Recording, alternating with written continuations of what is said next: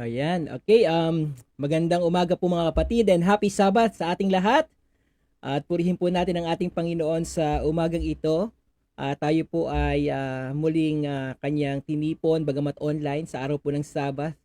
Ikapitong araw na itinalaga ng ating Panginoon upang tayo po ay mangilin, pumuri at sumamba po sa kanyang pangalan sapagkat ang Diyos ay mabuti. Thank you very much Sister Krisha sa napagandang awitin na iyong ibinahagi sa umagang ito. Give your heart to the Lord. At saktong-sakto mga kapatid sa message natin, yung awitin sapagkat ito'y may patungkol sa pagkakaloob ng ating puso sa ating Panginoon. Kaya purihin po ang ating Panginoon sa napagandang awitin. Kayo po ba mga kapatid ay handang ibigay ang inyong buhay sa Panginoon? Handa niyo po bang ibigay ang ating sarili po, sa Kanya, sa pagdilingkod at sa maraming mga bagay upang magampanan po natin ang ating mga tungkulin sa ating Panginoon. Okay? So, ayan. So, binabati ko po kayong lahat mga kapatid ng Happy Sabbath. Ayan. Tayo po ngayon ay nasa 72, no? Na nandito po sa online at purihin po natin ang ating Panginoon. Okay?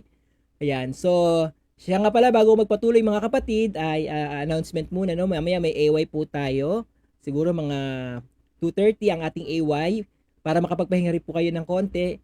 At hinihilingan ko mga kapatid para sa ating roll call na magpadala po kayo ng mga video, yung family niyo, mga 1 or 3 words. At ang pinakang tanong po ay paano nyo naranasan ang Panginoon sa isang linggong ito, no? 3 salita lang mga kapatid, 1, 2 or 3 salita. Naka-video po buong family, send nyo po sa akin mga kapatid at gagamitin natin mamaya sa ating roll call, okay? So ayan mga kapatid, tayo magpapatuloy at bago po tayo magpatuloy, tayo po muna ay manalangin. Amang banal na makapangyarihan sa lahat sa umagang ito, amin po kayong pinupuri at sinasamba. Tulungan niyo po kami at mabuksan ang aming puso sa pakikinig ng inyong mga salita. Gamitin niyo po ang inyong lingkod na maging daluyan ng pagpapala at maihayag ang mensaheng mula po sa inyo sa pangalan ni Jesus. Amen. Okay. Mga kapatid, ang ating pag-uusapan ngayon ay series pa rin ng ating stewardship emphasis this month, no?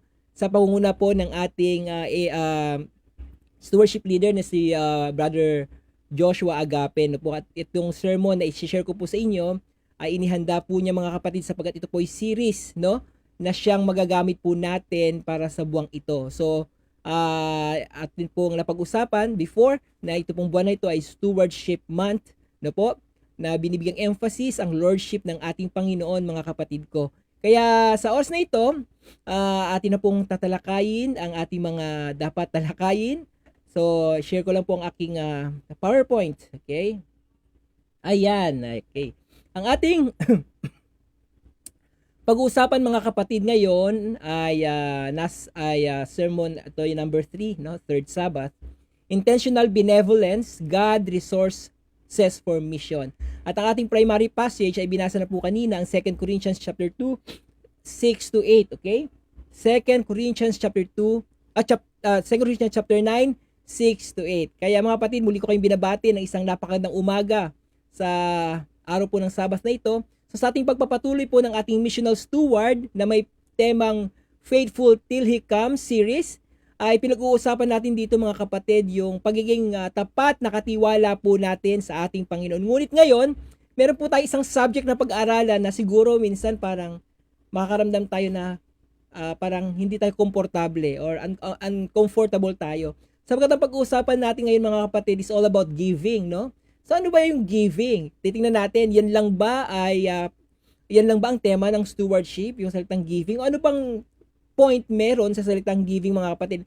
Kaya tayo, no, kapag tayo nakakarinig ng sermon tungkol sa giving, minsan ang una nating tanong na sa ating isipan ay magkano ba o ilan ba ang aking ibibigay? Pero gusto kong umpisahan ang ating talakayan ngayon mga kapatid with a different question. No po, ano ba yung question na yon? Who really owns what I have? Sino ba talaga nagmamay-ari na kung nang meron ako, no? Sino ba talaga nagmamay-ari? Who really owns what I have? Tingnan na lang natin mga kapatid, halimbawa, yung isang kaibigan ko nagbigay sa akin ng 10,000 at sinabi niya, ako'y aalis muna sa pansamantala, itago mo muna yung salapi na yan at gamitin mo according to my instruction. Ngunit minsan, no, ang ginawa mo, ginastos mo yung 9,000 at ibinalik mo yung 1,000 at sasabihin mo sa iyong kaibigan, at least meron akong binigay pabalik sa'yo. Palagay niyo mga kapatid, ito po ba ay tama? No? Siyempre hindi. Okay? Bakit? Kasi hindi naman tayo ang owner. Tayo ay katiwala lamang. Hindi natin pwedeng gamitin or galawin or gamitin ito ayon sa ating pagnanais. Tandaan natin na tayo katiwala mga kapatid. At yan ang biblical foundation ng pagiging katiwala mga kapatid, that we are not the owners, we are God's steward. Ang sabi po sa Psalms chapter 24 verse 1, the earth is the Lord and all its fullness. Therefore, mga kapatid, everything ultimately belongs to God. Wala po tayong pag-aari. Our life belongs to Him. Our strength belongs to Him. Our abilities belongs to Him. Our jobs belongs to Him. And also, our income belongs to Him. Our possession, everything belongs to Him. Even, mga kapatid, yung mga opportunities na meron tayo is actually a blessing from Him. Kaya lahat ng tinatangkilik natin mga kapatid sa mundong ito ay wala talaga tayong pag-aari kung ating titingnan. Ito po ay lahat sa ating Panginoon, at yan ang sinasabi ng Psalms 24 verse 1, that the earth is the Lord, Kanya ito, and its fullness, at lahat ng narito ay Kanya. Maging ang ating sarili mga kapatid. Sabi nga dyan, our life belongs to Him. Everything belongs to God. So ang stewardship mga kapatid is not first about giving. Tandaan natin yan. Ang stewardship ay nag-uumpisa saan? With recognizing ownership.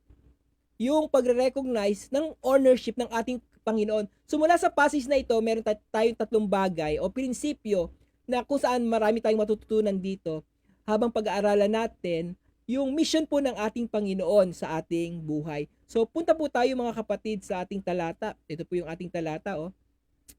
Remember this, okay? Sabi diyan, whoever sows sparingly will also reap sparingly, and whoever sows generously will also reap generously. Each of you should give what you have decided in your heart to give, not reluctantly or under compulsion, for God loves a cheerful giver, and God is able to bless you abundantly, so that in all things, at all times, have all that you need, you will abound. Okay, so mga kapatid, sinasabi po dito sa ating talata, napakalinaw, no?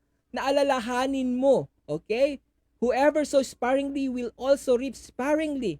Kung nagtanim ka ng kaunti, aanihin mo kaunti. Ngunit kung ikaw ay nagtanim ng marami, aani ka ng marami. At ikaw ay magbibigay ayon sa ipinasya ng iyong puso, no? Hindi dahil ikaw ay nauobliga, sapagkat mahal ng Panginoon ang, sabi diyan, cheerful giver. Okay? And God is able to bless you abundantly, pagpapalain ka ng Panginoon, so that in all things, at all times, having all that you need, you will what? Abound in every good work. Yan po ang sabi ng ating Panginoon. So ang unang point mga kapatid na ating pag-uusapan ay recognize God's ownership sa Malachi chapter 3. Yan.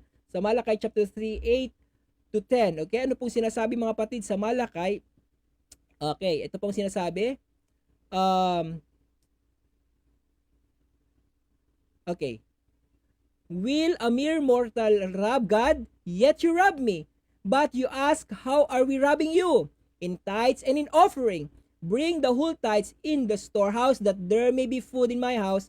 Test me in this, says the Lord Almighty, and see if I will not throw open the floodgates of heaven and pour out so much blessing that there will not be a room enough to store it.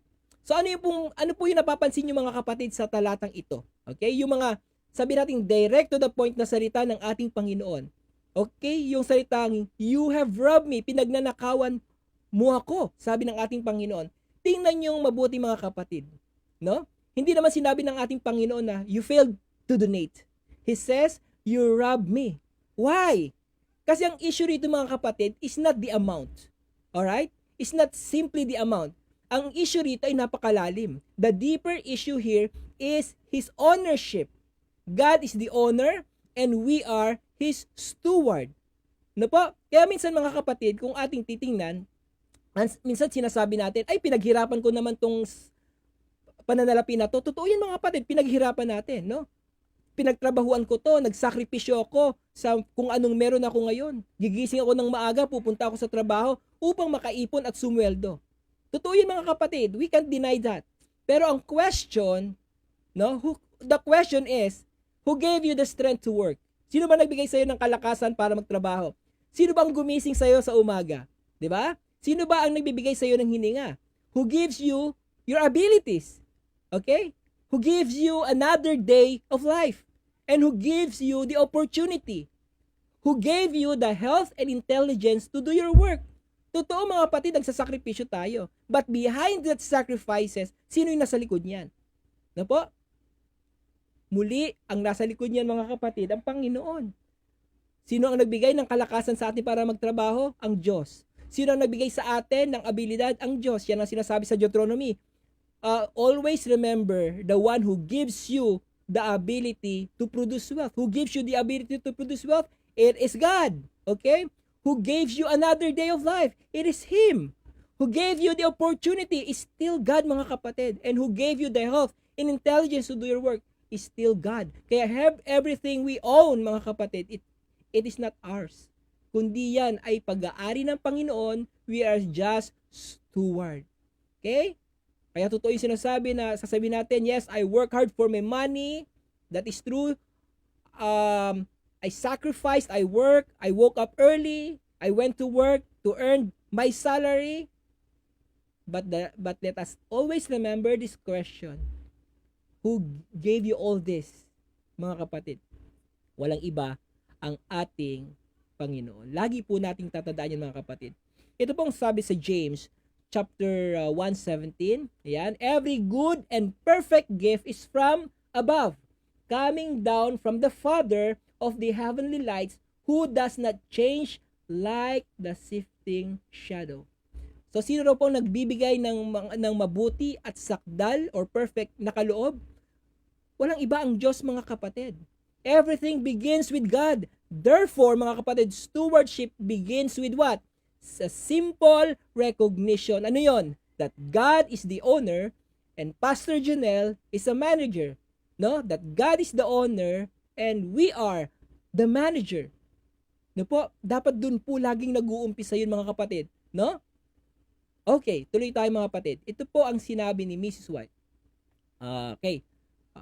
Pero bago yan mga kapatid, tingnan po natin, bakit nire-recognize ng ikapo ang ownership ng ating Panginoon? Dito po mapasok ang kalagahan ng ikapo mga kapatid. Kapag ibabalik natin ang ating ikapo, we're not actually trying to impress God. No? We're not trying to purchase salvation. But we are recognizing His ownership. So kapag nagbibigay tayo ng ikapo mga kapatid, ang ibig sabihin niyan, we are recognizing His ownership. Hindi tayo nagbibigay para maligtas. Hindi tayo nagbibigay para i-impress natin ang ating Panginoon na Lord, marami akong binibigay sa'yo. No! We are recognizing His ownership. So, tayo as Seventh-day Adventist mga kapatid, naunawaan natin ang ikapo, no? Na siyang 10% ng ating increase ay para sa ating Panginoon. At ito ibinabalik natin sa ating Panginoon mga kapatid, no? So dito, makikita natin ng malinaw na ikapo, yung sabihin natin, yung hindi naman pagkakaiba, kundi yung sabihin natin yung pagkakapareho ng tithes and offering. So, kapag ibabalik ko ang aking tithes, sinasabi ko sa Panginoon, I recognize that what I have ultimately comes from you. Kapag ako'y nagbabalik ng ikapo, parang sinasabi mo sa Panginoon, Lord, nire-recognize ko na lahat ng meron ako ay galing sa'yo. Dapat yun ang maunawaan natin mga kapatid. Tingnan na lang natin halimbawa yung isang ama, nagbigay ng 1,000 pesos sa kanyang anak at sinabi ng tatay, okay, anak, yung 100 pesos, ibalik mo sa akin yan. The rest, ipinagkakatiwala ko na yan sa iyo. Ngayon sabi ng anak, hindi naman pwedeng sabihin ng anak, Tay, ako'y generous, so bibigyan na lang kita ng 50. Pwede ba yon mga kapatid? Of course not. Why?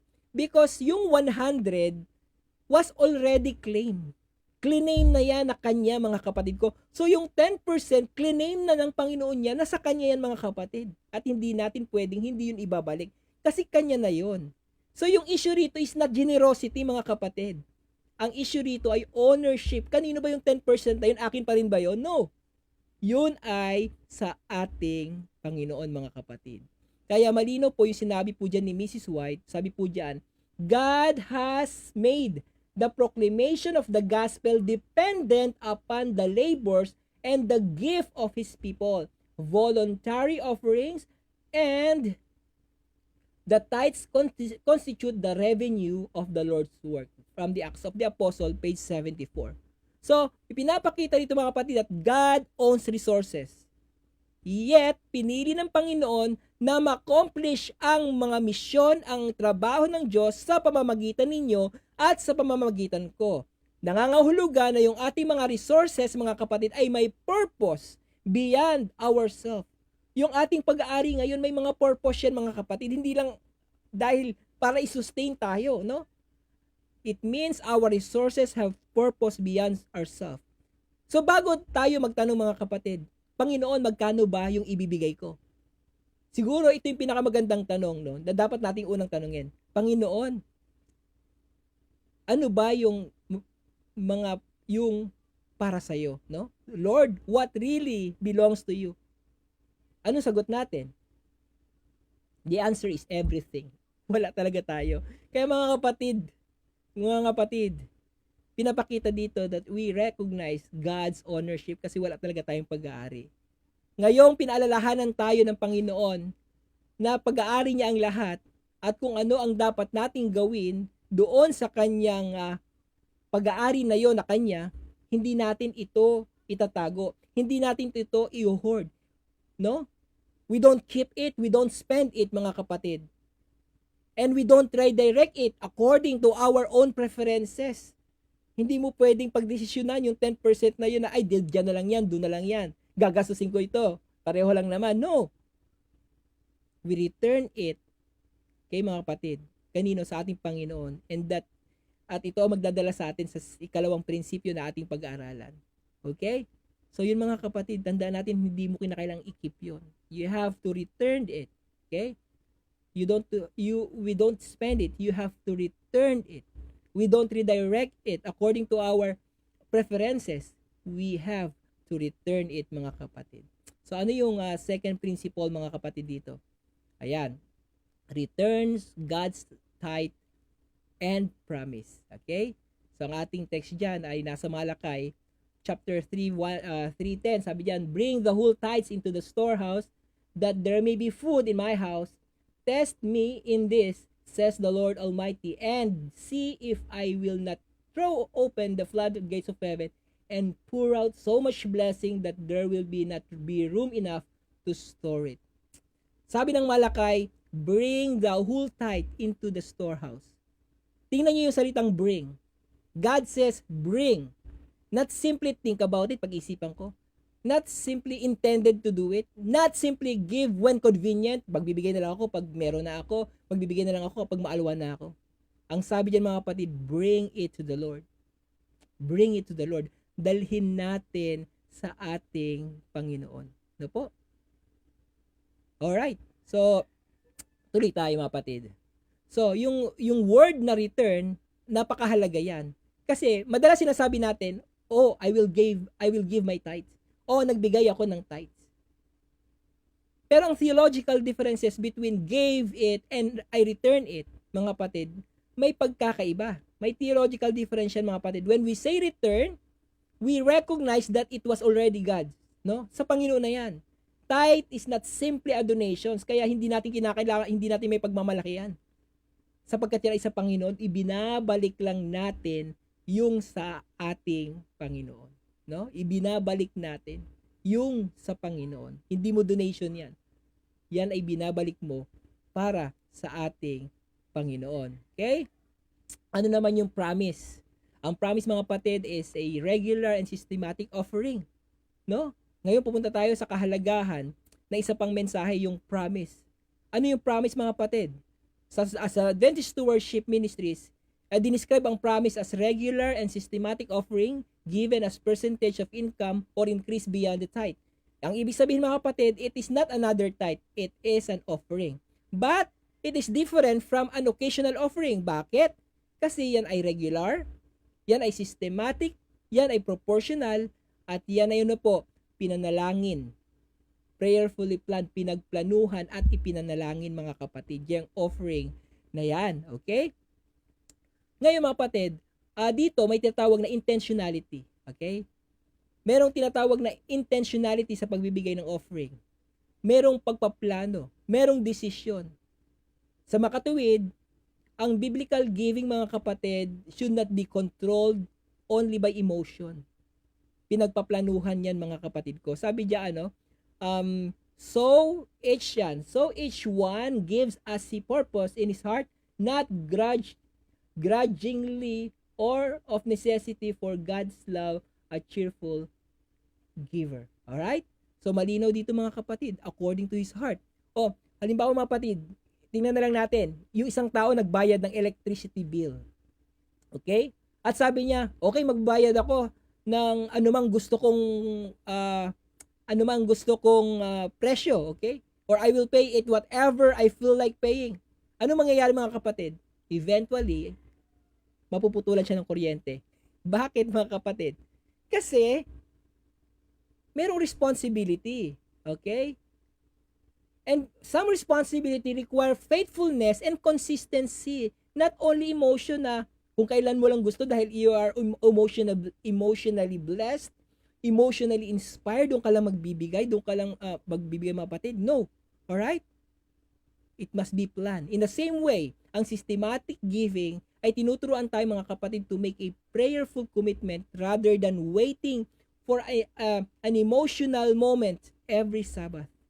Okay? Commitment ito mga kapatid ko. Ano po? So tandaan natin ang ating pangako ay hindi ito fixed amount. Ang promise does not mean everyone must give 500 or everyone must give 1,000. Hindi ganoon mga kapatid. Ang principle dito is percentage-based giving. Paano 'yon? Bilang mga Adventist, naniniwala tayo at identify natin yung pangako na to as percentage for every income or increase given regularly. So, ang important question dito mga kapatid is, what amount is everybody else giving? Ang question is, instead, dapat ang tanong, Panginoon, ano bang percentage ang aking ipapanalangin na ikukumit ko sa'yo? No? Hindi yung, magkano kayong percentage na binibigay ni Pastor Judel? Magkano kayong percentage na binibigay ni Brother Joshua? Hindi ganun. Ipanalangin mo sa Panginoon. Panginoon, no? Ano ba yung percentage na aking ipapanalangin na ikukumit ko sa iyo mga kapatid? No? Sa spirit of prophecy mga kapatid, sabi rito, this matter of giving is not left to impulse. God has given us definite instruction in regard to it. He has specified tithes and offering as the measure of our obligation as He desires us to give regularly and systematically. Yan ay galing sa Council on Sabbath School work, no? Page 129. So ito yung napakahalagang prinsipyo mga kapatid. Ayaw ng Panginoon na nagbibigay tayo dahil sa ating emotion lang. Gusto ng Panginoon ng isang tapat na pagbibigay, no po? At ipinagpatuloy pa ito ni Mrs. White mga kapatid, na kung saan ipinakita niya na dapat ay ito'y pinagpaplanuhan, ipinapanalangin. Kaya mga kapatid, ano pa po yung sinasabi dito sa ating tinatalakay, no? Sabi nga po rito mga kapatid, ayan, yung binasa ko, this matter of giving is not left to impulse. God has given us definite instruction, okay? Sabi diyan, in regard to it, He has specified tithes and offering as the measure of our obligation, and He desires us to give regularly and systematically. So, planned giving ito mga kapatid. Not out of emotion, but it is a planned giving. Okay. So mga kapatid, ang promise should never become, sabi natin, simply. Bakit? Tandaan natin ang ating iglesia ay nangangailangan din ng salapi. And the deeper reason is mga kapatid, is what? I give, why? Because God is worthy of my worship. God has blessed me. God has entrusted me. God has given me a part in His mission. So, yung official belief natin mga kapatid, binibigyan ng emphasis, yung regular at systematic offering ay connected ito mga kapatid saan? Sa pagre-recognize natin sa ating Diyos bilang origin and provider ng ating income, okay? At ina-express natin yung gratitude natin sa Kanya. Kaya mga kapatid, kapag nagbibigay tayo ng ating pangako, o yung tinatawag na, sabi natin, combined offering plan, you're not merely funding the church or funding the church program. We are actually worshiping God, recognizing His ownership. No po? Now, as we recognize God as the owner of everything mga kapatid by faithfully returning our tithes and yung pag-practice ng systematic giving through promise, meron isang question. What happened when I gave it? No, what happened when I give it? Okay? Ano mangyayari kapag ibinigay ko ito? O kapag ibibigay ko ito? No? Kapag nirelease ko ito, ano mangyayari? Saan ba ito pupunta? Paano yung aking giving ay magiging bahagi ng misyon ng ating Panginoon? Kaya pupunta tayo sa sunod na prinsipyo mga kapatid. Ito. Release God's resource for mission. Yan din ay matagpuan sa 2 Corinthians chapter 9, 6-8. Okay? Tuloy tayo. Sabi diyan, remember this, whoever sows sparingly will also reap sparingly, and whoever sows bountifully will also reap bountifully. Each of you should give what you have decided in your heart to give, not reluctantly or under compulsion, for God loves a cheerful giver. And God is able to bless you abundantly so that in all things, at all times, having all that you need, you will abound in every good work. Anong sabi po ni Paul mga kapatid? Whoever sow bountifully will also reap bountifully. Dito pinapakita ni Apostle Paul mga kapatid, yung isang paglalarawan ng magsasaka. Okay? Ang magsasaka mga kapatid ay nakatanggap ng mga buto. Ngunit, ang gagawin ng magsasaka, hindi niya ilalagay lahat ng buto doon sa sako mga kapatid. Sapagkat kung ilalagay niya lahat ng buto sa sako, ano mangyayari? Wala siyang aanihin. Di ba? Anong gagawin niya mga kapatid? Itatanim niya. No? The seed must be released. It must be planted. Yung mga buto na yon. Hindi mo pwedeng i-keep lang yon kasi hindi naman tutubo yon kung nasa sako lang mga kapatid. Di ba? Hindi yun tutubo kung nasa sako lang. Kinakailangan i-release yan at itanim para magbunga at tumubo at pagpalain ka. Di ba mga kapatid? Okay. So kaya mga kapatid, minsan ang tingin natin sa money is money. No? We see money as money. Pero God sees seeds for mission. Ang nakikita ng Panginoon ay hindi yung pera, no? Pera, kundi yung buto para sa gawain ng Diyos mga kapatid. Okay? Sometimes, tinitingnan natin yung ating offering at nakikita 100, 500, 1,000. Ngunit ang nakikita ng Panginoon ay hindi naman yung 100 mo eh. Hindi naman yung 500 mo eh. Hindi naman yung 1,000 mo kung 10,000 man yan, no? Ano yung nakikita ng Panginoon? Ang nakikita ng Panginoon is our mission. Bible study, literature ministry, missionary, youth evangelism program, church planting, digital ministry, community outreach, a person hearing about Jesus. Yan ang nakikita ng Panginoon, mga kapatid. Kaya when we give, hindi tinitingnan ng Panginoon yung kung ano yung binigay mo. No? Kundi nakatingin siya sa mission mo. Pero of course, yung giving should be systematic and planned at kinumit mo sa ating Panginoon. Kaya mga kapatid, no? Tayo nakikita natin pananalapi, pero ang nakikita ng Panginoon ay binhi para sa misyon mga kapatid ko. Okay? So ang combined offering plan is about mission. Tandaan natin yan mga kapatid. Ito ang dapat nating maunawaan na ang combined offering plan or yung COP ay mission. Okay? Ang mission ng church mga kapatid is bigger than one local congregation. Okay? Sapagkat kung naniniwala tayo sa ebanghelyo na ang ebanghelyo ay dapat pumaroon sa bawat bansa, bawat tribo, bawat salita at bawat tao according to Revelation chapter 14 verse 6, no mga kapatid? So dito, kung bakit ang combined offering plan ay nare-recognize as offering plan sa ating territory na kung saan kapag ito'y combined with undesignated offering into one pool and distributed them according doon sa voted formula ng ating conference or mission, Anong purpose niyan? To support the missions of the church at different level. Kaya dito pumapasok mga kapatid ng ating mga offering supports local reach of the mission. Pag sabing local, global, hindi lang dito sa Malolos, hindi lang sa CLPM, hindi lang sa Pilipinas, kundi global. Local missions and regional missions and world missions ang naaabot mga kapatid ng ating mga offerings. Ano po? Kaya nakita ng Panginoon ay hindi yung pera, kundi yung ating mission mga kapatid. So ang important principle dito mga kapatid is yung shared giving for shared mission, no? Kaya mga kapatid ko, no? Ah wag lang natin tingnan na ang combined offering plan is just a financial system. It's all about mission.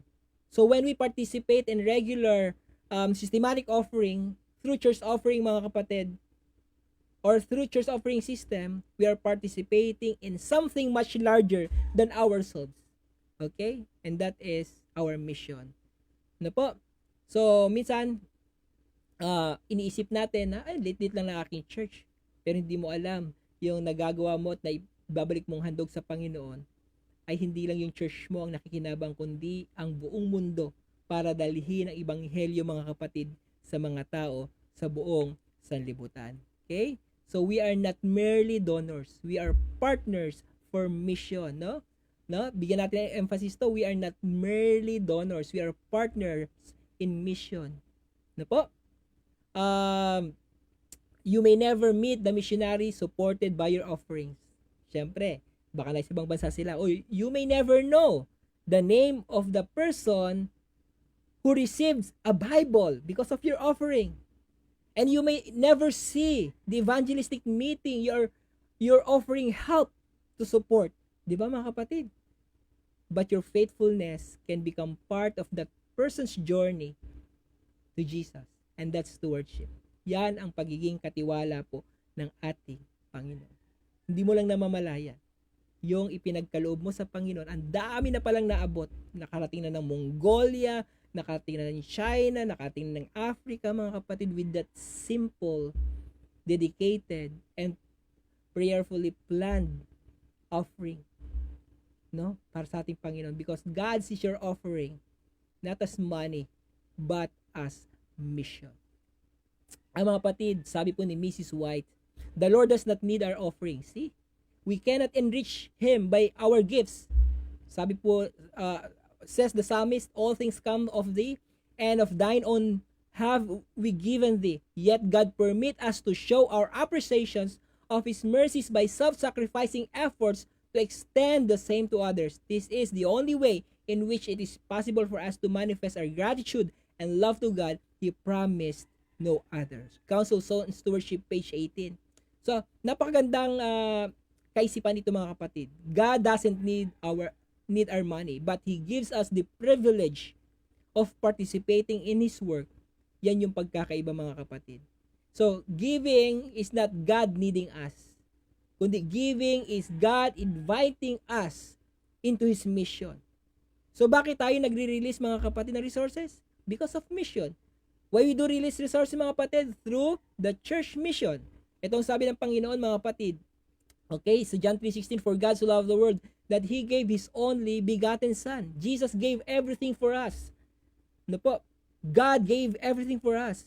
So before we ever gave anything, God gave first. Before we ever love Him, He loved us first. Before we ever sacrificed, Christ sacrificed Himself first. Para kanino? Para sa atin. So Christian giving is never about buying salvation.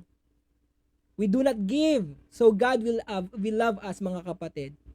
We give because He already love us. Okay? Minahal na tayo mga kapatid ng ating Panginoon. Okay? Kaya mga kapatid, sa umagang ito, God is not simply asking, how much will you give? He's asking, will you trust me? Will you recognize my ownership?